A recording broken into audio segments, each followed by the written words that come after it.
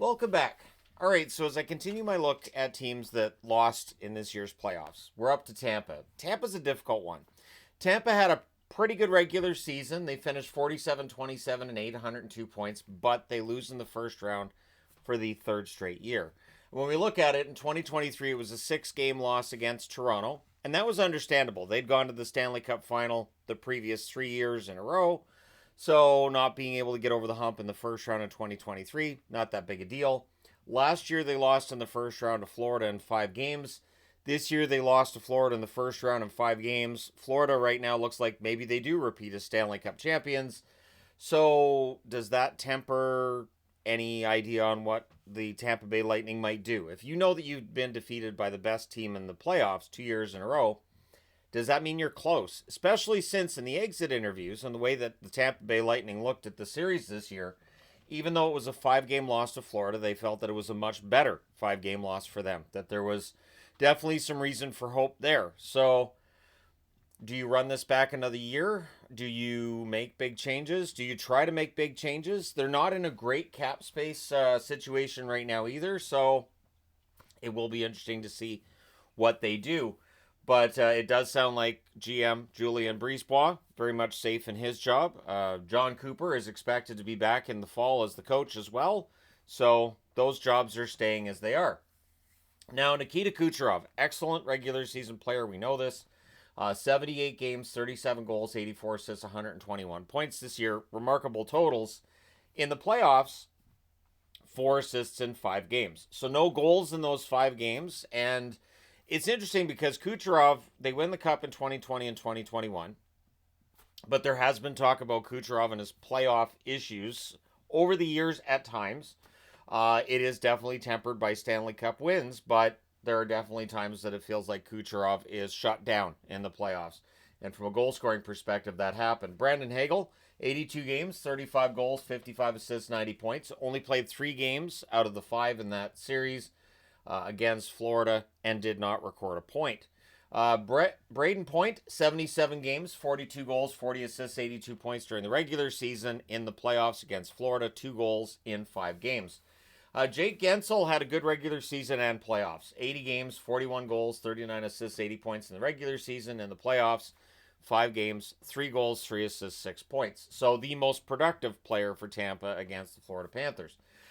Victor Hedman, 79 games, 15 goals, 51 assists, 66 points. Very good year for him. In the playoffs, he adds 3 assists in 5 games. And Anthony Cirelli, during the regular season, 80 games played, 27 goals, 32 assists, 59 points. In the playoffs, 1 goal in 5 games played. Then a couple of other players I want to discuss a little bit here. Gonsalves, who's a restricted free agent, 60 games, 8 goals, 12 assists, 20 points. In the playoffs, a goal and 3 assists for 4 points in 5 games. Gonsalves was playing a bigger role as the year went along, and 20 points in 60 games is not eyebrow-raising, certainly. But he got better as the year went along, and the more responsibility, the more ice time he got, the better he seemed to play. So we'll see how that factors into his next contract, but Gonsalves looked pretty good. Not out of place in the top 6. Connor Geekie, 52 games, 8 goals, 6 assists, 14 points. In the playoffs, 1 assist in 4 games. He is seen as one of their top young prospects, so he will be given every opportunity to play, I would think, every game next season. We'll see if he is able to make that next step next season. In net, you got Vasilevsky, 38, 20, and 5 during the regular season, 921 save percentage. In the playoffs, he went 1-4 with an 872 save percentage. He did struggle at times against Florida, as most goaltenders do. Johansson, 9-6-3 with an 895 save percentage in the regular season. Did not play in the postseason, but he did earn himself an extension on his contract from the Tampa Bay Lightning. So Johansson's not going anywhere. Vasilevsky and Johansson will be their tandem for, it looks like, at least the next 2 seasons. So looking at the overall numbers, you can see how they struggled in the playoffs against Florida, comparatively speaking with how they played the regular season. In the regular season, 3.56 goals scored per game. That was first overall in the NHL. In the playoffs, of the 16 teams that played, 15th in goals scored at 2.4 goals scored per game. Goals against per game, they were 4th overall during the regular season at 2.63. During the playoffs, that balloons to 3.8. They are 14th in that regard there. Their power play, 25.9% during the regular season. That was good for fifth. During the playoffs, 15th of the 16 teams that have played, 11.1%. Only ahead of New Jersey, who had none, zilch. Then the penalty kill, 81.6% during the regular season, which was good for sixth. 75% during the playoffs, which is eighth. So still in the top half, but definitely not the 81.6% they had during the regular season. So special teams did not help them against Florida. And so the question becomes one of how do you improve this team in order to catch Florida and be able to beat Florida the next time you play them? Well, they don't have a lot of cap space. They have $6.96 million in cap space on July the 1st. This is because they've had a lot of success and a lot of players have earned themselves pretty hefty amounts of money. Although nobody's at $10 million or higher, it does kind of all add up, doesn't it? So their UFA list for this year, Yanni Gourde, pure rental. Cam Atkinson, same. Glenn Denning, if they decide to keep him, it's not going to eat into the $6.96 million by a lot, but still, there's not a lot of money there. And Perbix. Perbix, I think they want to keep around. On the RFA side of things, you got Gonsalves. So Gonsalves is a restricted free agent, as I mentioned. They might want to give him a little bit of money. Not a lot, obviously. But maybe get a 2 or a 3 year deal in there, because I think Gonsalves is set to at least double those point totals next year if he gets the ice time he did towards the end of this season. So if you're looking for a first-round draft pick, there aren't any for a while. This year, next year, the year after, nope, they don't have a first-round draft pick. And this is where there's some risk. There are some players on this list who are 30 and above. The team's going to get older. They're going to get slower. And so it becomes a matter of Tampa's going to have to continue the magic they've been able to work for years where they find steals outside the first round. They also don't have a third-round draft pick this year, so they're going to have to find a steal in the second round and really cross their fingers on that. But this is a team that could very well be in a situation now where maybe like they're at that crossroads. Do they get back to being a contender?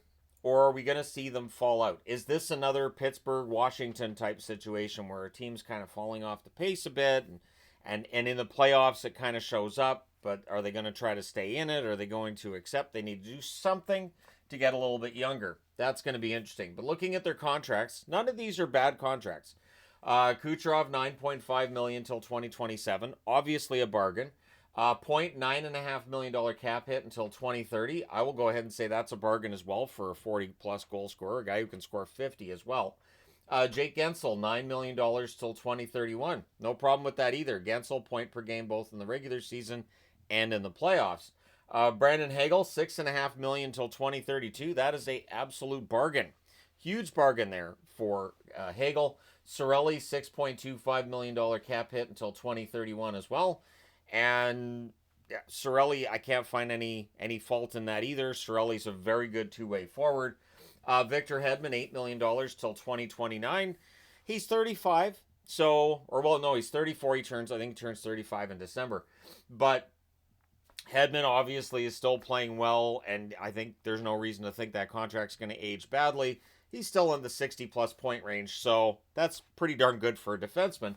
McDonough, $6.75 million cap hit for one more year. So does he retire at the end of that contract? Does he stick around? Either way, it's $6.75 million coming off the books next summer.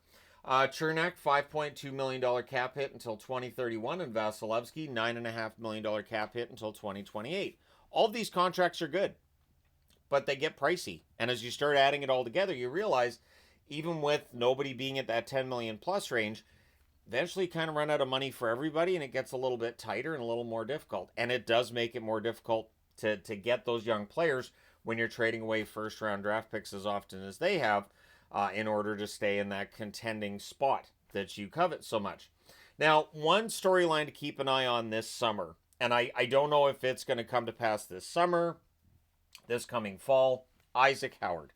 Isaac Howard, the Hobey Baker winner, who doesn't seem to have any interest in playing for the Tampa Bay Lightning. That can change. There could be a phone call at some point between his agent and Julien Brisebois where they come to some sort of an agreement.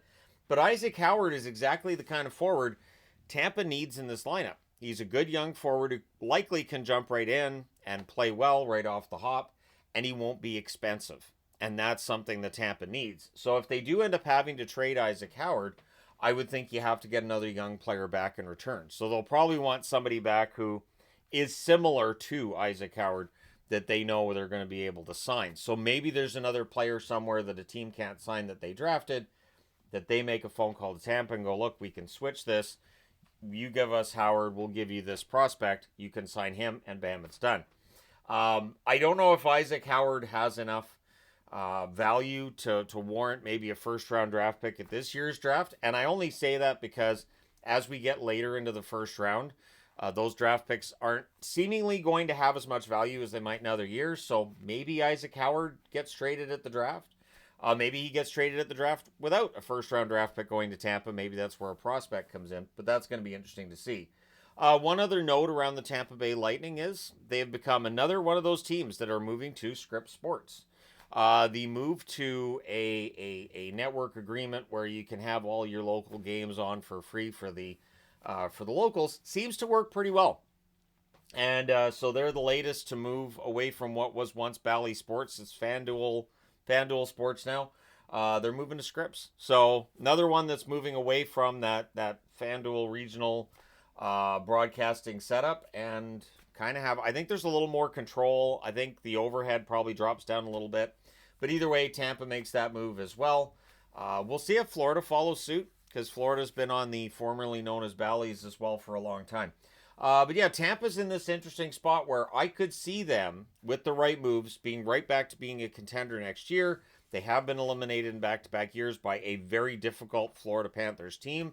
So you don't want to overreact, but at the same time, this team has to get better than Florida over the next 12 months, or you're probably in a similar situation. If not in round one, then maybe in round two.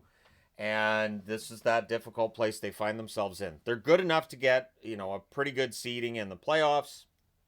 They were good enough that a lot of people thought they could be due for another run to the Stanley Cup final and maybe win it. But in the end, they're out in the first round again. So let me know your thoughts in the comment section below, as always, this time regarding the Tampa Bay Lightning. Do you think that this is a team that can rearm and get right back to contender status? Are they actually a contender and just got taken out by an excellent Florida team? Or do you think they just need to get a little younger, maybe pull back a little bit, and start thinking a little more about the future in order to complement what's been pretty strong in the recent past as well as the present? Let me know your thoughts in the comment section below. As always, hit like and subscribe in the event you may not have done so already. Thank you guys so much for all your support as always. I will talk to you again soon.